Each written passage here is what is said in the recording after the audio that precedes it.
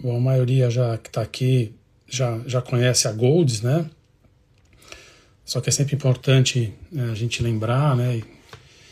E falar um pouquinho, né, sobre a Golds. A Golds é um aplicativo que tem como principal objetivo, né, fazer uma melhor gestão da saúde do idoso, né? Através desse aplicativo é possível a gente guardar os exames, guardar as consultas médicas,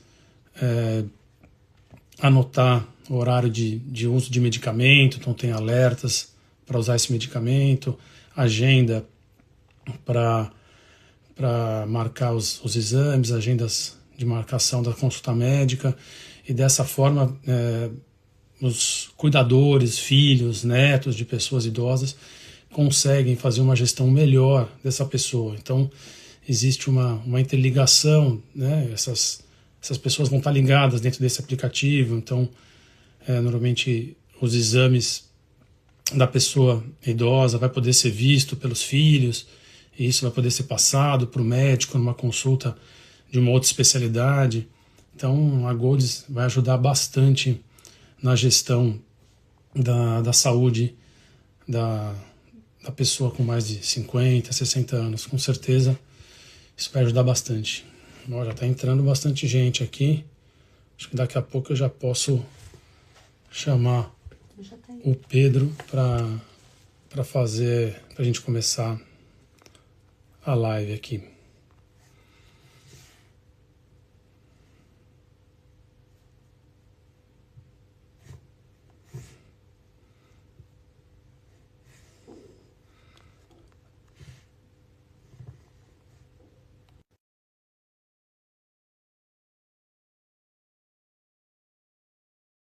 Entra com a gente.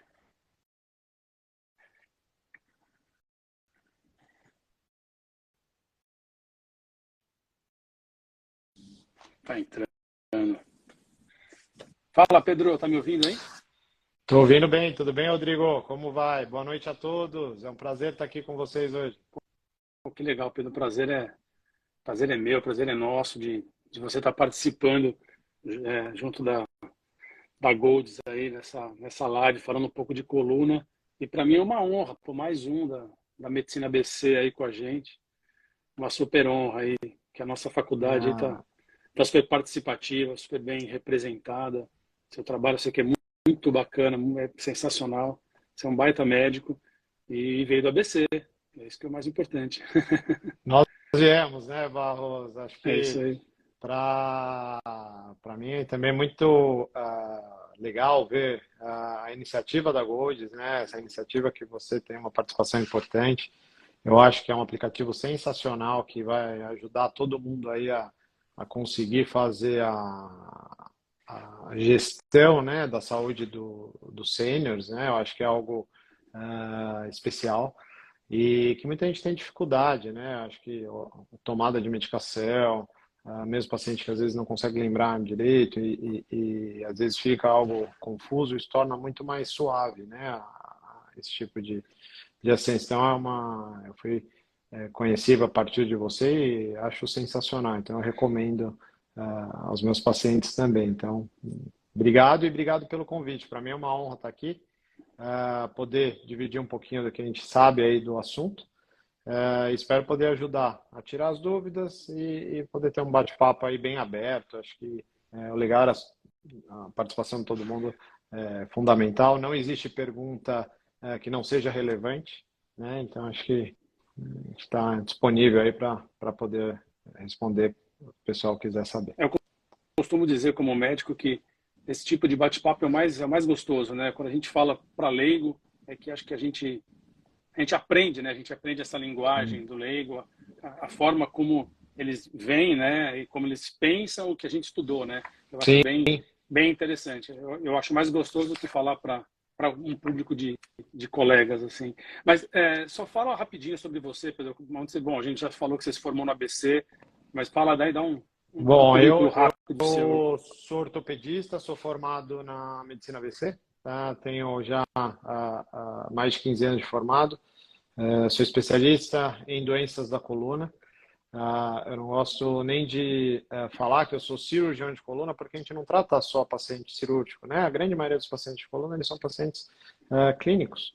Então, a gente é especialista em tratar pessoas que precisam de ajuda com doenças da coluna.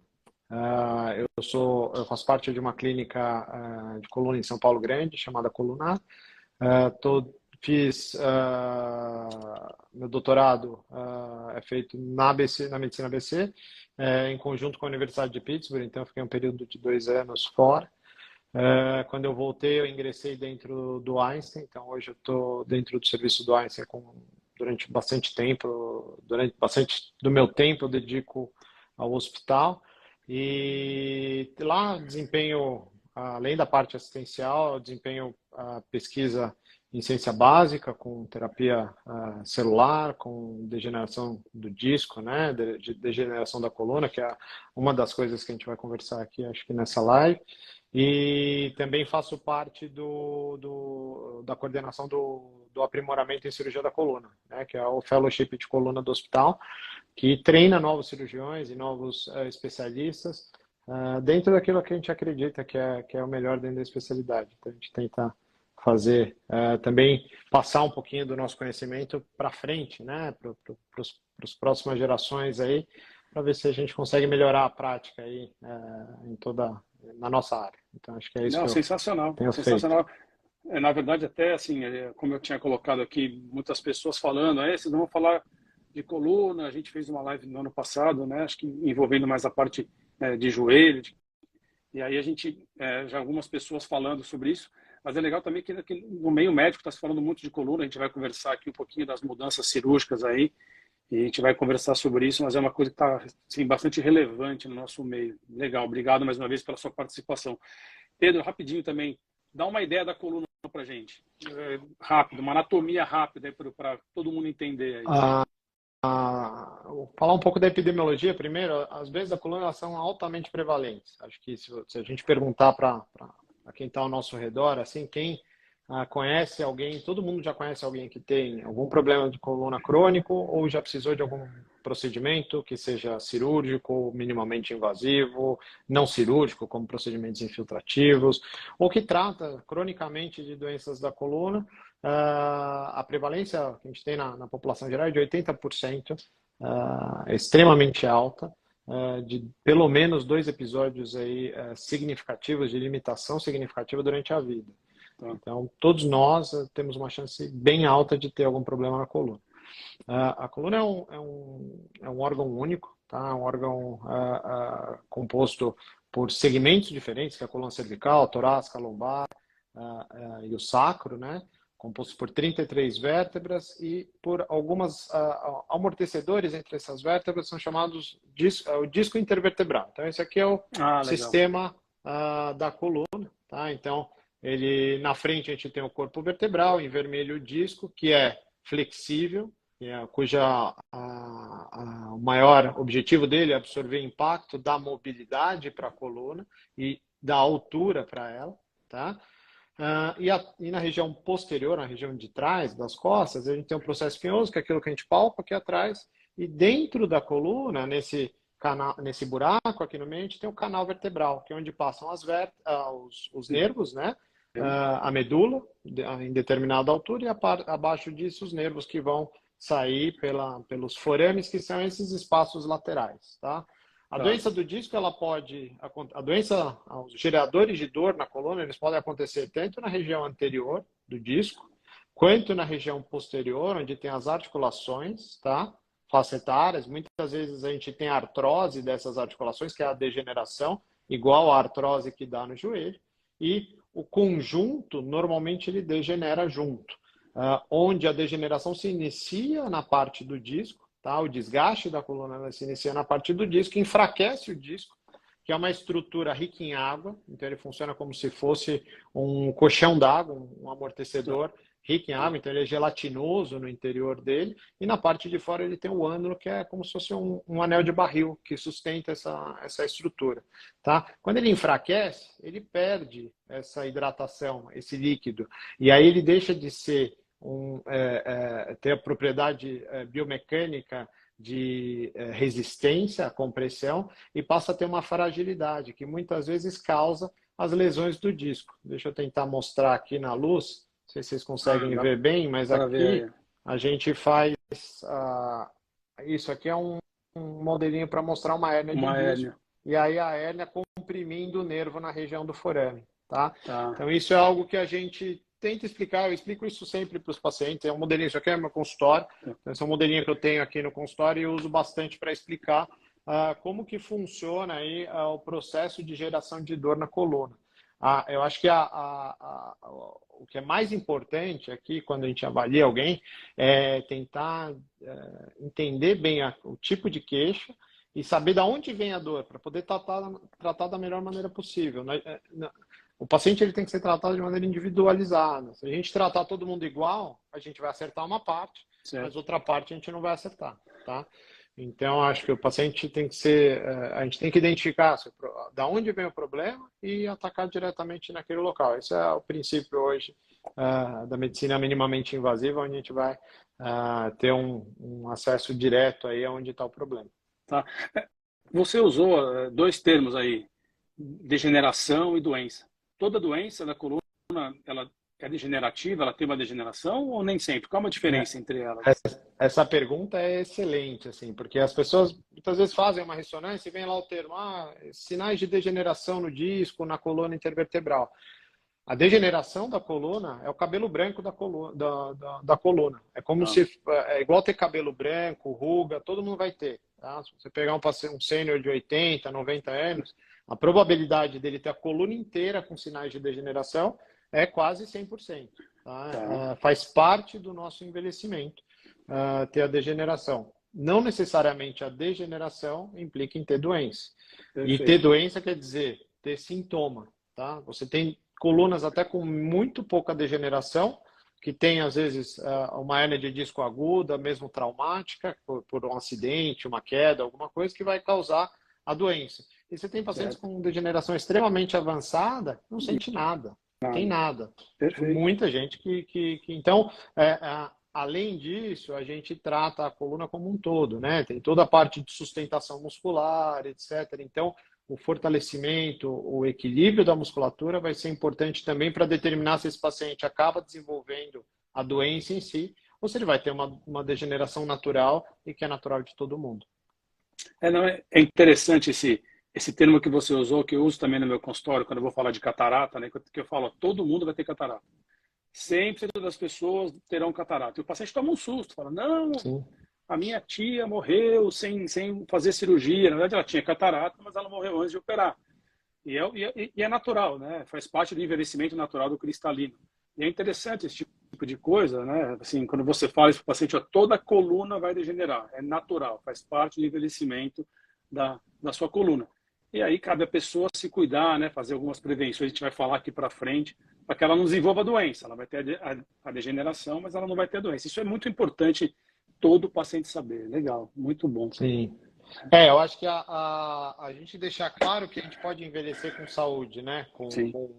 A ideia hoje é promover saúde, né? Fazer com que o paciente envelheça, mas tenha qualidade de vida, independência, então isso a gente vai falar um pouquinho no final, mas que causa aí que é o que realmente impacta na vida de todo mundo. O que eu acho, assim, o que eu prego muito é que a gente tem que... Porque é muito comum o paciente chegar no consultório com uma ressonância falando que está degenerando e a gente fala, aqui tem uma degeneração, mas o paciente às vezes tem dor que não tem nada a ver com aquilo. Aí ele chega, mas doutor, eu tenho 35 anos, como é que eu faço para prevenir isso aqui? Aí cabe a gente explicar que isso vai acontecer. E o que é importante é que aquilo não cause sintomas. Tá? Isso acontece muito. Talvez no futuro a gente consiga prevenir de uma maneira diferente. A gente consiga identificar aqueles pacientes que têm maior risco a degeneração precoce, uma degeneração maligna que vai causar sintoma, que vai causar doença. A gente consiga intervir, talvez com terapia celular, com uso de terapia com célula-tronco, de uma maneira precoce. Tá? Mas isso ainda hoje não está disponível e não de uma maneira regulamentada, com segurança. Então, é algo que eu deixo bem claro também para os pacientes. Legal. Agora entrando mesmo na parte dos sêniors, Pedro, quais são as principais doenças da coluna depois de uma certa idade, depois de 60 anos, por exemplo? É muito comum a gente ter. Eu gosto de dividir as doenças da coluna em doenças por dor lombar única, né? Sem irradiação, tá? Sem ciática, que é a dor do ciático, do nervo ciático, aquela dor que vai por trás da perna, Tá? pode irradiar até o pé. A dor lombar, a principal causa, assim, disparada, é uma dor mecânica, tá? Uma dor de desequilíbrio da musculatura. Aconteceu muito, a gente tem acontecido ainda, tem chegado ainda muito paciente que por conta da pandemia, por conta de home office, por conta de ficar muito tempo sentado, sem atividade, e aí não é atividade física formal, é atividade mínima do dia a dia, caminhar, ir até um supermercado, ir até um restaurante. E eu tenho pacientes que contam passo com o relógio, e aí eles falavam assim, pô, antes da pandemia eu dava 15 mil passos por dia para trabalhar a pé, voltava, ia tomar um café, comer, e hoje eu dou 800 passos na pandemia dentro da minha casa, e olhe lá, quando eu dou. Aí você vê a diferença de mais enorme, Sim, né? sim. 10 vezes menos ou mais a quantidade de passos que esse paciente dá. Sim. Então, quase 20 vezes menos nesse caso específico. Então, a perda muscular é muito importante. Então, a dor lombar ela pode acontecer por isso, pode acontecer por artrose, que é a degeneração da coluna, aí específico em sêniores, mais comum, onde você tem a articulação, lembra aquela parte posterior, onde tem a emenda entre uma vértebra e outra, ela é uma articulação, igual um joelho, um ombro, um cotovelo, e tem uma cápsula articular, o líquido, e isso às vezes desgasta essa articulação, tá?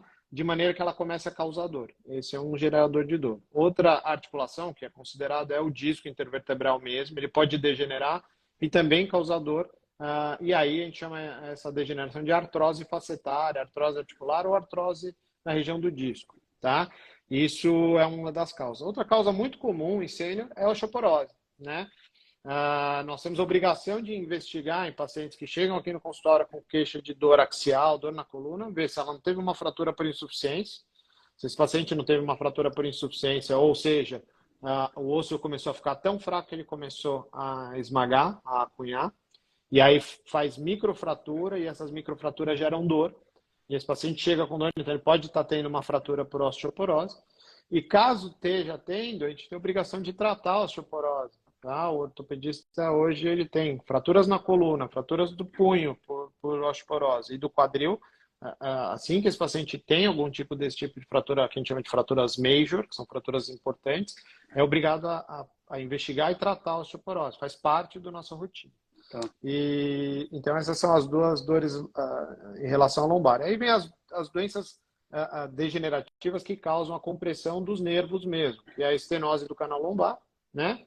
Que pode dar dor, que a gente chama de claudicação neurogênica. Então, aquele paciente que caminha caminhava 1.000 metros, começava a ter dor, depois começou a caminhar 500 metros, começou a ter dor, depois começou a caminhar 100 metros, começou a ter dor, depois começou a ter dor para ficar dentro de casa, escovando os dentes, tem que sentar, esperar um leite ferver, tem que sentar, não consegue ficar mais curtos períodos de pé. A coluna, ela tem, lembra do canal vertebral que eu falei no comecinho, que é a parte mais central da coluna onde passam os nervos. O canal, ele, com o passar dos anos, em alguns pacientes que têm predisposição, ele vai fechando, ele vai ficando estreito aqui no meio. E esse estreitamento, ele vai apertando os nervos, dependendo da posição que a gente está. Quando a gente fica de pé, a coluna estende, vai para trás, tá? E aí o canal vertebral, ele fecha. Quando a gente senta, o canal vertebral ele abre. Então, só nessa diferença de posição, o paciente que é limítrofe, que o canal já está apertado o suficiente, ele começa a ter sintoma por uma falta de circulação dentro do tecido neural, no nervo, né? Então, por falta de circulação do sangue no local, as células começam a sofrer e causam dor, tá?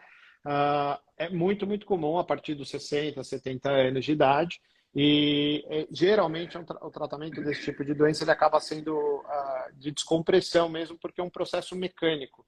O nervo está apertado pelas estruturas ósseas ao redor, pela parte ligamentar, e mesmo que a gente infiltre ou dê medicação ou faça fisioterapia, essa compressão mecânica não vai deixar de estar lá. Então, esse é um dos casos que a gente acaba precisando operar. Agora, esse paciente ele pode ter uma dor ciática unicamente. Às vezes ele tem uma hérnia de disco, que nem aquela que eu tinha mostrado, e essa hérnia comprime o nervo, e aí dá dor no ciático, aquela dor que passa pela nádega. É uma dor diferente dessa. Uma dor que dá mais sentado. Ao contrário da estenose, que melhora sentado, a dor ciática ela piora sentado, e muitas vezes melhora quando o paciente está de pé. Tá de pé. Tá. Essa é uma dor mais fácil de manejar em termos clínicos. A gente consegue dar medicação, consegue fazer fisioterapia, e muitas vezes, em 80% dos casos, a gente resolve só com medidas clínicas. 80%, 90% dos casos. A gente opera muito pouco paciente com esse tipo de dor. E eu até queria falar assim, de uma doença que nem é tão frequente, mas ela é muito silenciosa, uma doença meio perigosa, que é a estenose do canal lombar, tá? Do canal cervical. A coluna cervical é o local onde passa a medula mesmo, tá? A medula é o órgão que conecta, como se fosse um conduíte enorme com um monte de fiozinho no meio, que conecta o cérebro às extremidades do corpo. Ela tanto leva uma parte de movimentação, quanto traz a informação da parte sensitiva. A sensibilidade superficial que a gente tem, o reflexo que a gente tem, a defesa, por exemplo, quando a gente coloca a mão no fogo, que a gente tem um reflexo de defesa, tudo isso depende da conexão entre a extremidade e o cérebro através da medula. Com a mesma estenose que acontece no canal lombar, 15% das vezes acontece no canal cervical. E esses pacientes eles começam a ter alguns sintomas que são diferentes dos sintomas de dor, como na lombar, como na perna. Ele começa a ter uma dificuldade para fazer movimentos finos das mãos. Então, por exemplo, abotoar, coisa simples como abotoar uma camisa, usar garfo e faca para cortar o alimento, segurar um copo. Esse paciente ele começa a ter dificuldade de fazer a tarefa simples com as mãos e pode apresentar ao longo da doença alteração de equilíbrio, alteração de marcha, alteração de sensibilidade pelo corpo todo, e muitas vezes só chega para a gente já no estágio muito avançado, o que faz com que o tratamento seja muito limitado. Então, a estenose cervical é uma doença que, se por acaso o paciente começar a sentir formigamento nas mãos, com dificuldade para fazer essas tarefas simples com as mãos, principalmente alteração de equilíbrio. E a terceira coisa que eu queria falar, que é a retenção urinária. O paciente vai ao banheiro, faz xixi, só que logo que sai, já percebe que não esvaziou a bexiga direito. Isso também é uma queixa comum em paciente com estenose do canal cervical. A doença mais comum da medula em pacientes acima de 55 anos. Então, é uma doença, apesar de silenciosa, relativamente frequente. A gente tem visto cada vez mais com o envelhecimento da população. Essa é uma doença que... E a dificuldade no diagnóstico da estenose cervical está pelo fato dela dar pouca dor, é isso? Ela dá pouca dor. O paciente ele acha que aquilo é uma outra coisa. Ele está meio incomodado com alguns fatos, mas ele fala, acho que eu estou cansado hoje. Muitas vezes acha que é outro tipo de queixa. Já vi paciente que achava que estava com tendinite. Uma colega oftalmologista, inclusive, achava que estava sem conseguir operar os instrumentos sim. por tendinite.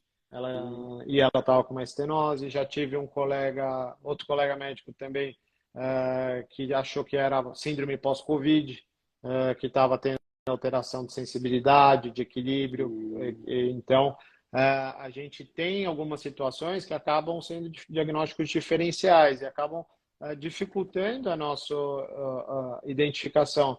Então, a estenose, eu gosto muito de tratar pacientes com doença cervical. Não que eu goste, mas que é algo que eu estudo bastante.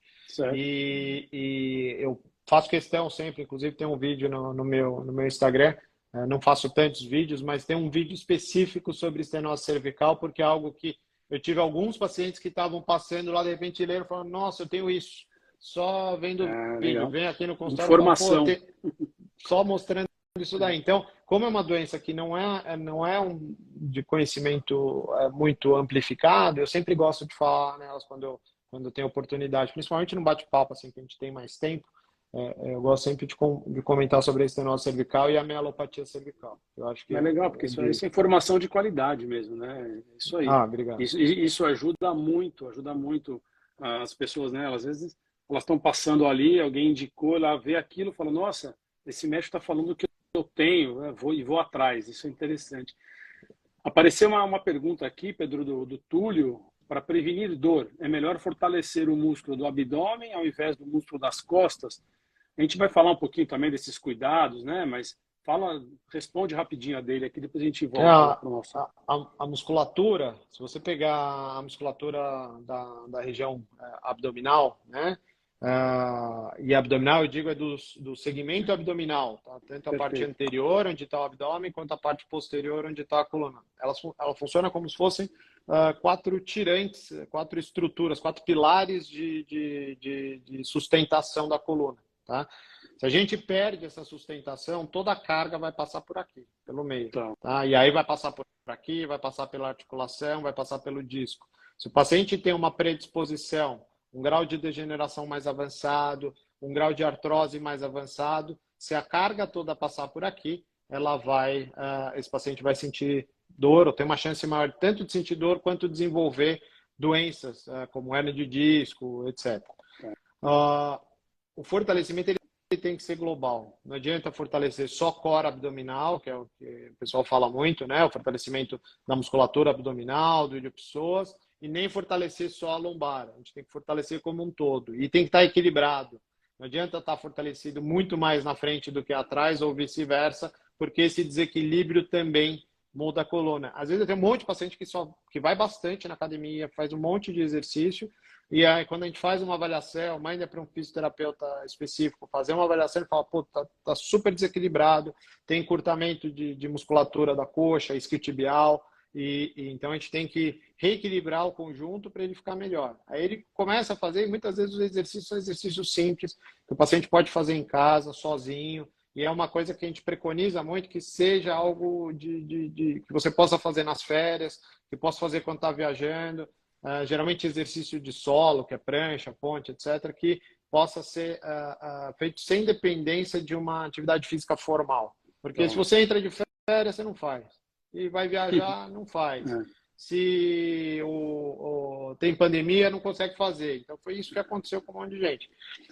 E assim, 15 minutinhos de exercício 5 vezes por semana, que a gente preconiza, e realmente trazem uma mudança muito grande no status do paciente. Então, o fortalecimento ele tem que ser global e o equilíbrio é importante.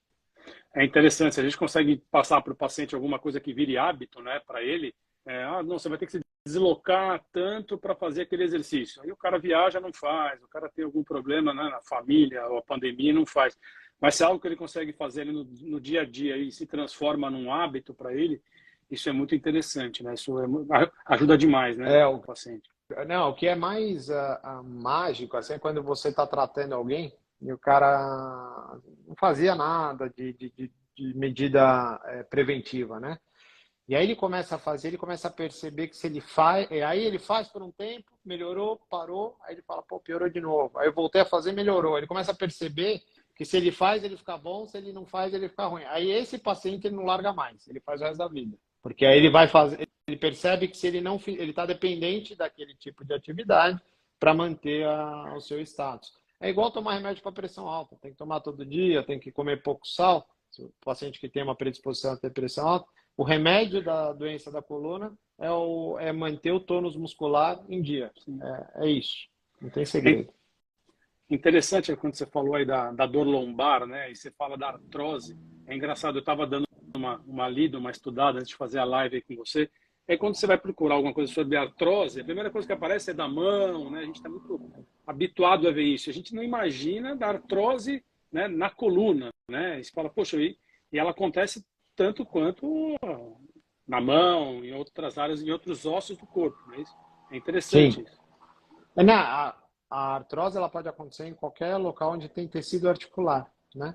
E dentro da articulação da coluna, a superfície de contato entre um osso e outro, geralmente ela é composta por uma superfície protetora, com uma camada celular, que é a camada articular, tá? Onde tem os condrócitos, que são as células que produzem ali o líquido sinovial, que é aquele líquido viscoso que dá a lubrificação da articulação. E toda articulação ela acaba tendo algum grau de movimentação.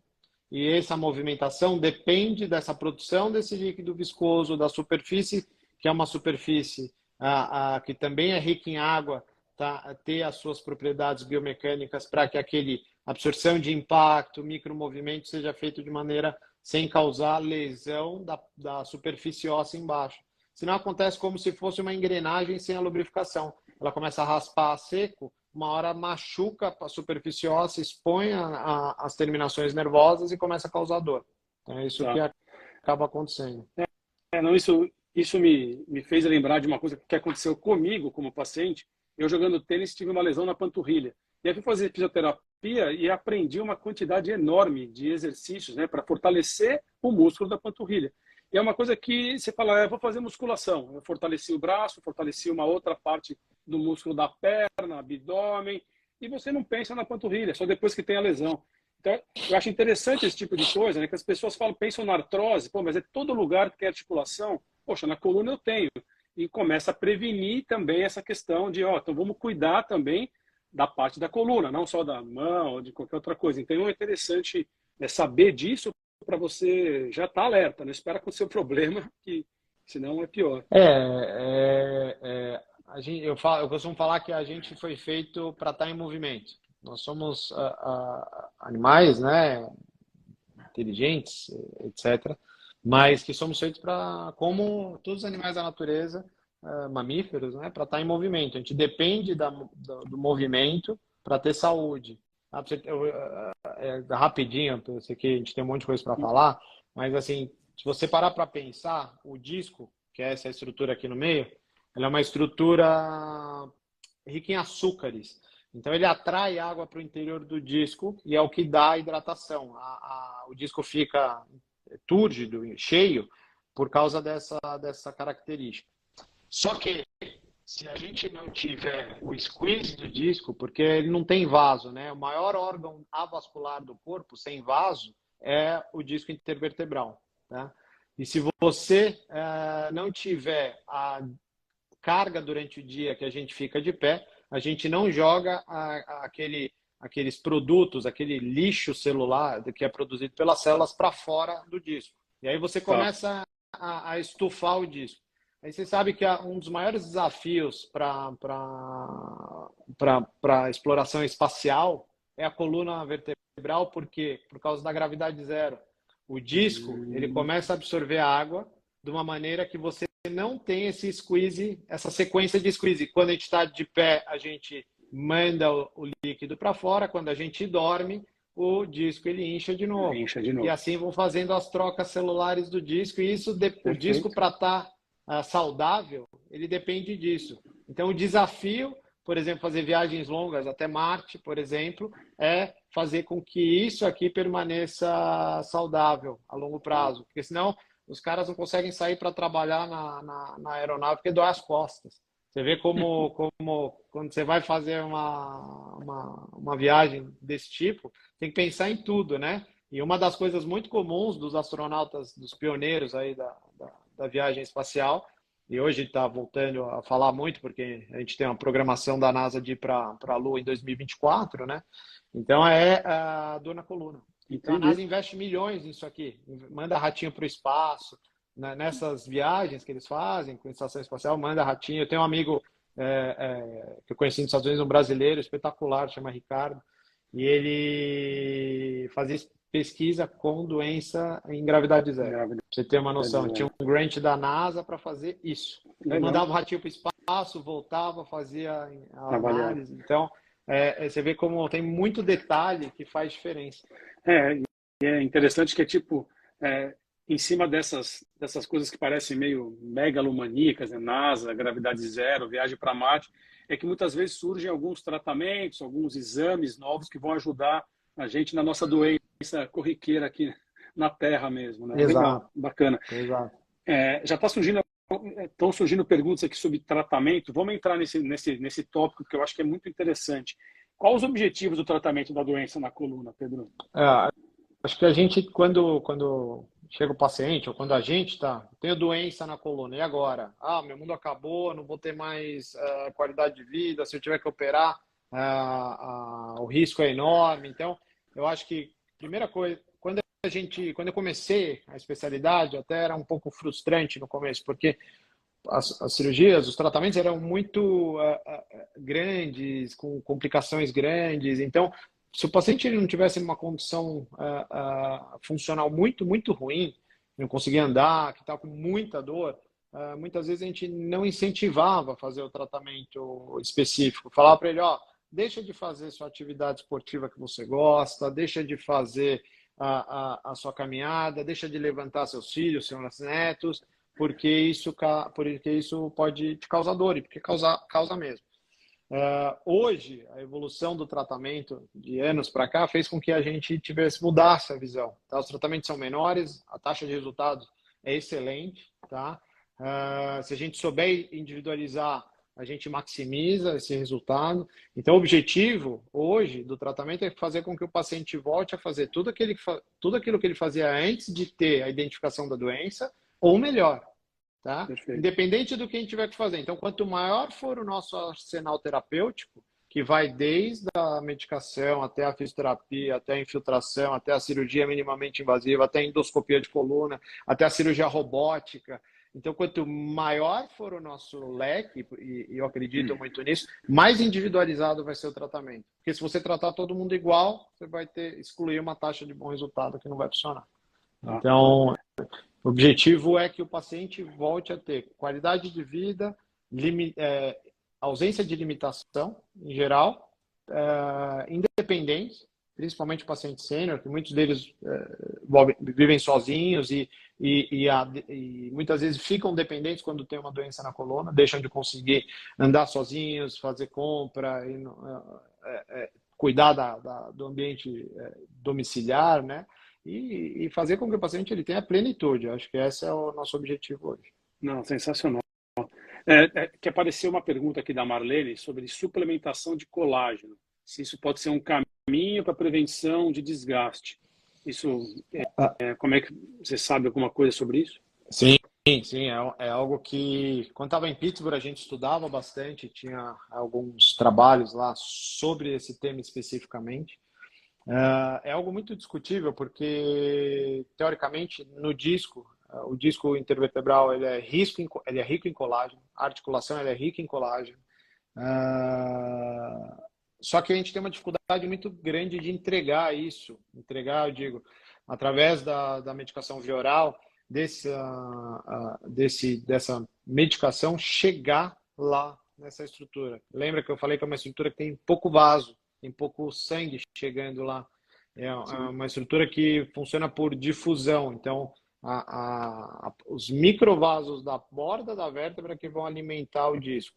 Então, a quantidade, teoricamente, ela é baixa dessa medicação que chega lá. Então, talvez não seja tão efetiva por conta disso. Clinicamente, os estudos clínicos mostram que a suplementação de colágeno, a glicosamina, que são alguns açúcares, e condroitina, para cartilagem, tipo joelho, tornozelo, tá? Eles têm um efeito benéfico, principalmente na melhora da dor. Tá? A gente vê muito, a gente usa bastante, tá? No paciente que tem esse tipo de doença. Na coluna, a gente não tem evidência científica de que funciona, e muitas vezes, porque são medicações caras, né? São extremamente caras e talvez não tenham um benefício tão grande. A gente acredita que manter o ciclo de sono-vigília adequado, tempo de deitado, tempo de pé, quantidade de carga que carrega é importante.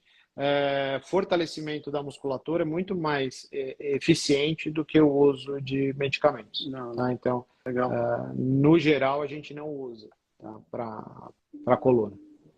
Bacana. Falando um pouquinho das modalidades de tratamento, porque eu queria falar um pouco de cirurgia. Às vezes a gente não fala tanto de cirurgia aqui por conta de parece uma coisa que o leigo não vai entender, mas eu queria que você falasse um pouquinho. Mas fala antes sobre a fisioterapia e esses procedimentos infiltrativos, Pedro, por favor. A ideia da fisioterapia, e aí geralmente a gente precisa tratar a dor do paciente ou com modalidades de fisioterapia ou medicamentosas, tá? A ideia do uso do medicamento e da infiltração é mais ou menos a mesma, é bloquear a dor para o paciente conseguir fazer uma fisioterapia efetiva, fortalecer a musculatura, para que essa musculatura consiga, independentemente diminuir a carga dentro do local onde está o problema. Certo. Tá? Então, tanto o uso de medicamento quanto a infiltração tem mais ou menos o mesmo objetivo. Tá? Os procedimentos infiltrativos, existem várias modalidades. A gente pode infiltrar na região onde tem a hérnia próxima do nervo comprimido para diminuir a inflamação local. A gente pode fazer uma infiltração articular dentro da articulação facetária, que é a articulação posterior da coluna. A gente pode fazer uma infiltração perto do canal ali medular, desde que não tenha medula, né? Do canal vertebral na parte mais baixa da coluna. Então, as infiltrações lombares têm muita aplicação hoje em dia, funciona bastante. A gente tem uma taxa de melhora, que a gente considera de sucesso terapêutico, de 70%. Tá? Então, a gente tira muito paciente que tinha, às vezes, indicação cirúrgica da cirurgia com procedimento que não faz corte, o paciente não fica internado, não tem limitação, a anestesia é uma sedação leve, então é um procedimento muito simples. E também serve para fazer um teste terapêutico. Então, o paciente que tinha uma dor crônica, às vezes a dor não é enorme, mas a gente vai lá, faz um procedimento infiltrativo e percebe o que é ficar sem dor. Tem paciente que tem dor todo dia, principalmente paciente jovem, mas paciente sênior também tem. Ele acostuma com a dor e praticamente vive com ela. É uma dor que não é uma dor lancinante, mas ele se adapta, ele deixa de abaixar para pegar alguma coisa aqui embaixo, deixa de levantar um peso, deixa de levantar o filho, o cachorro, e passa a se adaptar àquela situação. Quando você faz a infiltração, ele fala, nossa, eu estou fazendo coisas que eu não fazia meses, anos que eu não fazia, e muitas vezes, mesmo quando a infiltração ela não é duradoura, porque muitas vezes ela dura aí 6 meses, ou até mais de ano, e se o paciente fizer um fortalecimento adequado e mantiver, às vezes ela dura muito, muito tempo. Só que naqueles pacientes que têm a melhora durante um período e voltam a ter dor, muitas vezes ele fala, pô, eu queria ficar daquele jeito que eu fiquei quando eu infiltrei. Então, se eu tiver que operar para ficar daquele jeito, eu quero, porque aí o paciente fala, não, eu acho que o tratamento vai ser adequado, e a gente também serve para nos orientar que eu não preciso fazer a cirurgia no segmento todo, eu posso fazer a cirurgia só naquele local onde eu infiltrei, para lá liberar o nervo naquele ponto que eu vou ter sucesso. Então, eu maximizo também o tratamento cirúrgico e diminuo a complexidade da cirurgia. Então, a gente consegue fazer cirurgias menores. E aí, falando de cirurgia, né, acho que o carro-chefe hoje, o que a gente mais faz são cirurgias minimamente invasivas, tá? Então, hoje a gente acredita que a gente consegue fazer muito mais com muito menos. Ou seja, aquilo que era uma cirurgia enorme, que usavam segmentos muito grandes da coluna, colocava parafuso, estabilizava, tinha que colocar enxerto ósseo, o paciente ficava internado uma semana, ia de alta com dor, ficar um mês com dor, 6 meses para aquilo colar o osso e ele poder voltar a ter uma atividade quase normal. Hoje o paciente interna de manhã, a gente, com a ajuda de um microscópio ou de um endoscópio, que é uma câmera, uma cânula, a gente insere no local, localiza com a ajuda de raio-x, ou tomografia, ou navegação intraoperatória, que é um sistema tridimensional hoje que reconstrói a coluna num computador, e a gente localiza o local, coloca lá um tubinho para não machucar a musculatura, faz a cirurgia, que dura entre 1 hora e meia, 2 horas, dependendo da cirurgia. O paciente vai para o quarto, acorda, come alguma coisa, faz 2 sessões de fisioterapia à tarde e vai embora à noite. Entendeu? E se tiver que trabalhar nos próximos dias, consegue trabalhar em home office. Em uma semana ele já consegue fazer, está praticamente sem dor nenhuma. Com 1 mês ele começa a dirigir de novo.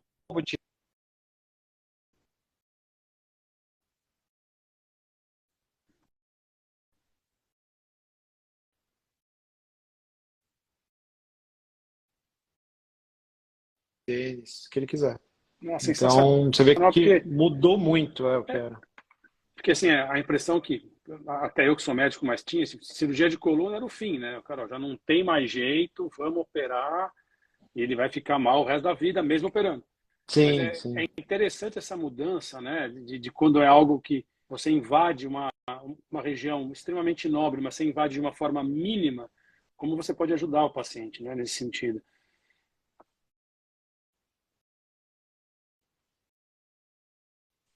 Nada.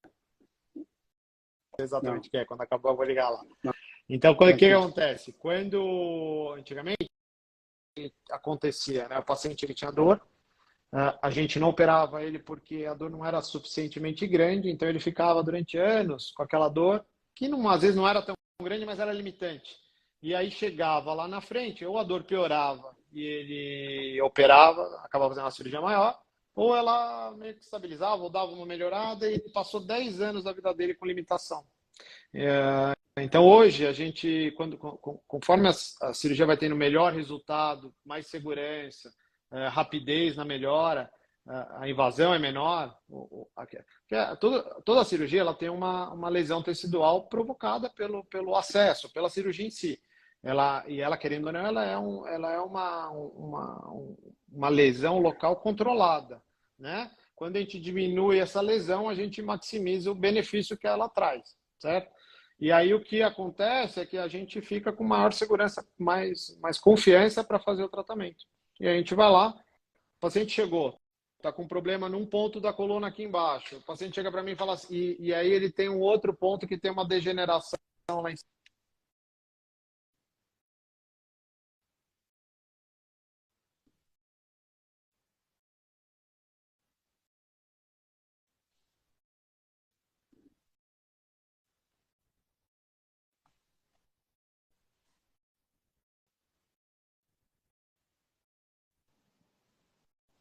Barros, voltei. Desculpa, eu estava colocando Não, tranquilo.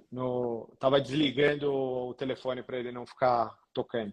Não, Então, o beleza. que acontece? Quando a gente tem mais segurança naquilo que a gente está fazendo, a gente vai lá e fala assim, ó, a gente vai tratar aqui, melhorar. Aí o paciente vem lá com uma doença, porque a doença, o paciente da coluna, ele não tem alta hospitalar. Eu falo para o paciente, você não vai ter alta né, dessa doença, porque não tem, a doença não cura, ela é uma doença Sim, evolutiva, né? A gente nunca consegue pegar um disco degenerado e voltar lá para trás como era quando a gente tinha 20 anos.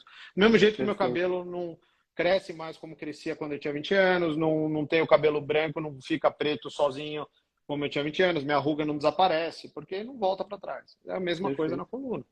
E aí, o que acontece? A gente faz o tratamento específico, o paciente melhora da dor, e ele não fica esse período de 10 anos com dor. Muitas vezes ele fica o período bem. Se tiver um outro problema em outro segmento, a gente vai lá e trata outro segmento com uma cirurgia rápida, segura, e que o paciente fica bem logo. Então, a visão do tratamento da cirurgia de coluna mudou nesses últimos anos justamente por causa disso. Então, acho que É, esse é o eu, objetivo nosso hoje. eu acho muito interessante isso, que, por exemplo, uma doença como a catarata que eu trato, eu não tenho o que fazer. Eu tenho que fazer a cirurgia. Não tem uma fisioterapia, não tem um procedimento infiltrativo, como a gente está conversando aqui no caso da coluna.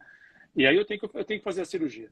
Mas é interessante quando numa doença, como você está me dizendo aí, da coluna, não é que você já sai operando todo mundo. Não. Vamos operar, operar. Você tem opções terapêuticas prévias, só que você tem uma carta na manga ali que hoje em dia é maravilhosa. Se esse paciente for precisar, ele vai fazer uma cirurgia minimamente invasiva e vai ter uma vida plena, né? Plena. Isso Sim, é muito legal. Você tem só o fato de você ter essa opção terapêutica na sua manga ajuda muito, né, para você lidar com a doença, com o paciente, né? Isso é muito interessante. a gente criou um rol de opções entre o tratamento não cirúrgico e a cirurgia que a gente fazia antes, enorme aqui no meio, né? E eu gosto sempre, eu falo para os pacientes, de sempre tratar de maneira escalonada e aumentando a complexidade do tratamento do mínimo, do menos complexo para o mais complexo. É justamente isso que você falou. A gente não vai operar todo mundo, a gente tem muita coisa para fazer antes de chegar na cirurgia, e da cirurgia com parafuso. E tem alguns pacientes que Sim, precisam mesmo, não tem jeito. Mas isso diminuiu muito. A prática hoje é menos de 5% da prática aqui do consultório de fazer cirurgia com implante, tá? A tá. grande maioria é sem implante. E aí o que acontece? Eu costumo falar para os pacientes sempre dá para aumentar a complexidade, mas nunca dá para diminuir a complexidade. Nunca eu posso chegar num paciente que tem uma cirurgia complexa, com parafuso, com cage, que precisou manipular a coluna. Nunca vou conseguir voltar para aquele estágio inicial, nunca. Agora, eu sempre consigo ir desse estágio para o próximo, para o infiltrativo, para o minimamente invasivo, para um pouco mais invasivo, para o cirúrgico aberto, né? Então, eu sempre consigo escalonar o tratamento. E muitas vezes a melhora vem no meio. Entre esses tratamentos, ela chega e o paciente fala, não, agora eu estou ótimo. E você não precisa chegar lá no final. A grande maioria das vezes não precisa. Então, é isso que mudou assim, bastante aí no tratamento. Não, legal. Você tocou num ponto bem interessante também, a questão da adaptação, né, de cada paciente. No mesmo exemplo que eu estava dando da catarata, o paciente ele está com uma diminuição da qualidade de visão, só que ele está adaptado ao ruim. Ele está fazendo tudo com a visão, mesmo ela não estando boa, né? E se você não fala, se você não mostra os benefícios daquele procedimento para ele, ele vai continuar vivendo de uma forma adaptada ruim, né? Então é interessante quando você aborda o paciente para fazer a cirurgia, você mostra, né, esse histórico, né, esse caminho que ele tem para prosseguir, que é um caminho que lá no final também, mesmo a cirurgia, tem um ponto que ela também vai ser boa. Então ele pode não ficar tão preocupado, tô com uma dorzinha, mas eu vou vivendo. Não, ó, vem cá, me fala da dor, vamos resolver. Pode ser que em algum momento você precise operar. Então, e ela é boa a cirurgia, ela vai ser ótima para você também. Isso Sim. ajuda muito nesse processo de entendimento da doença e do tratamento dela para o paciente. Existe um estigma social, né, da cirurgia de coluna, que foi o que você comentou lá no começo, né, Barroso, em relação a, putz, tem que tratar a coluna, tem que operar, acabou minha vida, eu não vou mais, eu vou ter sequela, eu vou ter dor sempre. Então existe um estigma social, porque era assim. E se alguém opera hoje com o mesmo jeito que se operava e tem as mesmas condutas que se tinha 15, 20 anos atrás, os resultados também serão os mesmos, tá? Só que a gente está trabalhando muito, né, dentro da Sociedade Brasileira de Coluna, na Sociedade Brasileira de Ortopedia, dentro das instituições onde a gente trabalha, né, os profissionais, e o Brasil é repleto de profissionais de excelente gabarito. E o que a gente tem trabalhado hoje é para mudar esse estigma da coluna, para o paciente ele entender, e é importante essa orientação, tanto aqui online, quanto na consulta, porque para o paciente começar a digerir e falar, pô, e muitas vezes o que acontece? Vai lá, trata o paciente, ele fala assim, se soubesse que era só isso, eu tinha feito antes, porque eu não fazia nada e hoje com um negocinho eu vou lá, tô ótimo, entendeu? Então, muitas vezes o paciente faz isso, ele chega assim e fala, se eu soubesse que ia ser assim, eu já tinha operado há 2, 3 anos atrás, porque legal. A invasão é muito pequena, né? Sim. Então, e aí, da catarata, se eu não me engano, a catarata entre os 1900 a 2000, né, foi eleita a cirurgia do século, né, na medicina. Sim. E a gente espera que a cirurgia de coluna seja eleita do próximo século. Tá caminhando. Nesse século agora a gente consiga mudar. E aí, dentro disso, a gente hoje faz pesquisa com terapia celular, medicina de precisão, que é o quê? A gente vai lá, o paciente chega no hospital, no centro de saúde com uma queixa na coluna ou com uma queixa qualquer, tira lá uma gota de sangue, uma amostra de urina e vai fazer um painel desse paciente genético, vai falar, pô, ó, o seu risco com 30, 50 anos vai ser ter esse tal doença. Então vamos fazer um screening preventivo das doenças específicas, entre elas a doença da coluna. E talvez aí a gente consiga tratar a degeneração precocemente. Chegue lá, pegue as células tronco, produtos de celulares ou qualquer tratamento específico e trate antes da doença chegar. Eu acho que esse que é o futuro e é aí que a gente vai mudar realmente a história natural do desenvolvimento da doença. Porque a gente, querendo ou não, a maioria dos animais mamíferos é quadrúpede, né? A gente virou bípede. E a coluna passou a ser o local onde passava toda a sustentação. E isso mudou todo um panorama de desenvolvimento.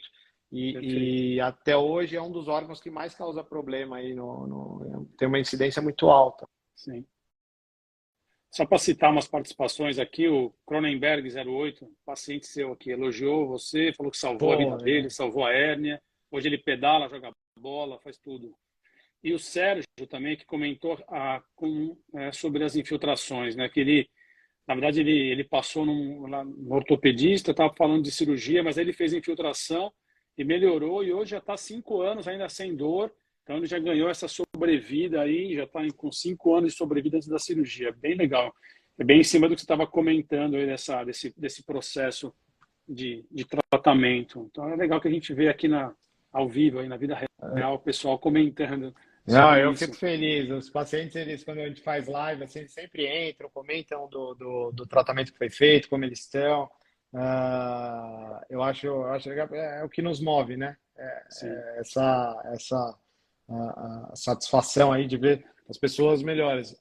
Acho que a gente tem um privilégio, né, Val, de trabalhar com algo que a gente pode fazer o bem para os outros, né? Sim. Então é algo que é um privilégio enorme. Então é algo que eu realmente tenho um prazer e uma honra muito grande de fazer. Legal. Então, quando eu vejo um paciente, o Cronenberg, ele é um paciente já antigo, a gente operou faz alguns anos. Lembro bem do caso dele, a máquina bem grande e ele tá super bem hoje. Faz tempo que eu não vejo. Então, tá me devendo uma visita para a gente tomar Tá um na hora café. de passar em consulta lá. Ó, Pedro, meu, toda a conversa boa, passa bem rápido. Para a gente finalizar, eu queria que você falasse da promoção de saúde. Você já comentou um pouquinho lá atrás, mas pô, eu queria que você terminasse falando disso, que é tão importante quanto a questão de cirurgia aí, que a gente falou bastante. A promoção de saúde acho que faz parte de quando o paciente. Isso, acho que qualquer especialidade, né? Tenho certeza que o Baus na oftalmologia também. Quando o paciente entra no consultório, a primeira coisa que a gente pensa é falar, pô, como eu posso melhorar a vida, né, desse paciente? A promoção de saúde, hoje ela visa, eu acho, na minha opinião, assim, o paciente ter plenitude, tá? Então, se alguém chega aqui e fala para mim, ó, eu adoro jogar tênis e eu não consigo jogar mais tênis e minha vida tá miserável por causa disso. Eu tinha uma vida social, tinha um monte de amigos que eu ia lá no clube, eu ia lá na quadra, eu ia lá eu jogava meu futebol lá com meus amigos e hoje eu não consigo mais fazer isso, minha vida tá péssima, não sei. Então, se você consegue mudar, passar esse paciente de um status que a vida não tá boa para um status que ele fala, pô, tô melhor, pode não estar perfeito, mas minha vida tá muito melhor. Isso é a promoção de saúde que a gente vê. Então, e tentar manter isso por longo prazo, que o paciente tenha aí essa plenitude aí de uma maneira completa, né? Tanto pessoal, que ele consiga ter atividade sexual, familiar, ter atividade familiar, levantar os filhos, pegar no colo. Uma coisa que eu nunca proíbo aqui é levantar filho no colo. A gente tem que dar um jeito para levantar eles. Eu tenho os meus pequenos e eles adoram ficar no colo, e é uma coisa É gostoso. especial. Então, para quem tem filho aí, peguem seus filhos no colo, levantem, façam um carinho, porque passa É, rápido, né? pro Então, Célio, acho pro que Célio tem os netos, né? Que é mais gostoso que levantar filho e levantar neto. exatamente, aí que é a parte boa, que é só a parte boa, né? A parte de dar bronca ali já não tem mais. E em relação aos sêniores, eu acho que assim, a principal a plenitude de um sênior hoje, principalmente os sêniores octogenários para cima, é a independência.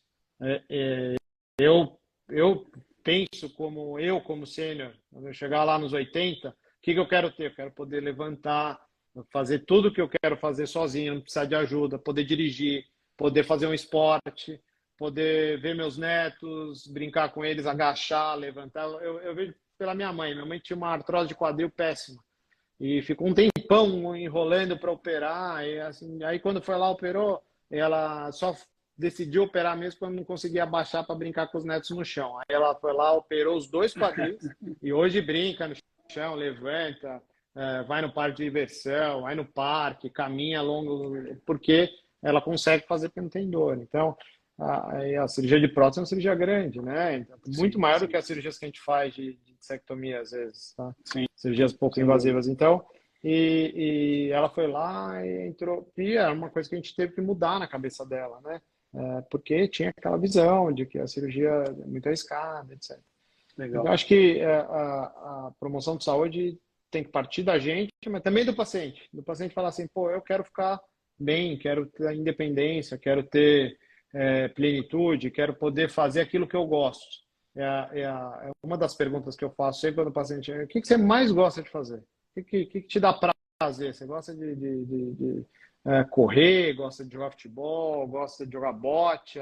Um paciente que gosta de automobilismo, gosta de andar de kart, de carro de corrida, tem paciente que gosta de nadar. Então, a gente sempre busca falar, então, nosso objetivo é esse. Nosso objetivo é que a gente sempre cria objetivos aqui dentro do tratamento para o paciente chegar e falar assim, não, tem um objetivo. Não é só, nós vamos... É óbvio que é melhorar a dor, mas quando você cria um objetivo real daquilo que era a vida do paciente, ele fala, pô, não, meu objetivo é voltar a ter minha vida. Então, isso que é a promoção de saúde que a gente vê hoje. É o que eu acho. Não, legal, cara. Pedro, mais uma vez, obrigado, cara. Como eu te falei, daria para a gente falar aqui 3 horas sobre tudo isso, mas eu acho que a gente conseguiu usar muito bem o tempo que a gente tem. Foi muito elucidativo, muito, muito bom ouvir você falar. E é bom saber toda essa evolução aí de que a gente consegue realmente trazer para o paciente algo melhor, né? Hoje em dia, tanto na parte tecnológica, como na parte de cuidado, como na parte de prevenção. Cara, obrigado mais uma vez pela sua participação. Eu agradeço pessoalmente, a Golds agradece você. E, poxa, tamo junto aí, sempre. Não, eu que agradeço ao convite, agradeço ao Gozo, agradeço você, meu amigo, né, lá, muitos anos, e agradeço a quem estava assistindo. Eu acho que vocês que fazem a gente, que nos movem, é o fato de vocês quererem aprender, de quererem e melhorar a vida dos pacientes, é o que nos faz acordar todo dia aqui e vir trabalhar.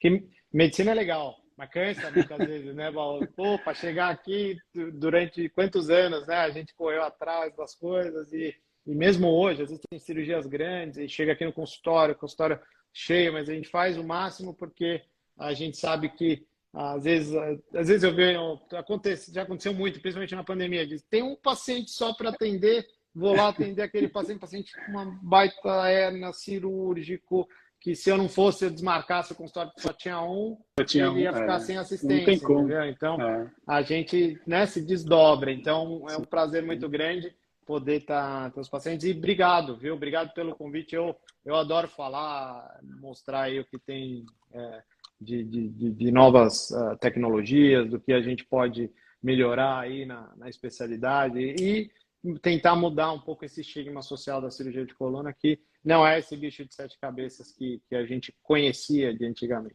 Mudou legal. Bastante. E vai parabéns. Lá que o hospital te chamou aí algumas vezes, você tem que ir atrás disso. Já vou ligar lá. Vai lá, cara. Tá bom? Obrigado, Pedro, cara. Muito obrigado mesmo. Obrigado a todos que participaram aí. E, bom, daqui a umas semanas tem mais live, tá bom? Pedro, obrigado, cara. Um abraço. Grande abraço a todo mundo.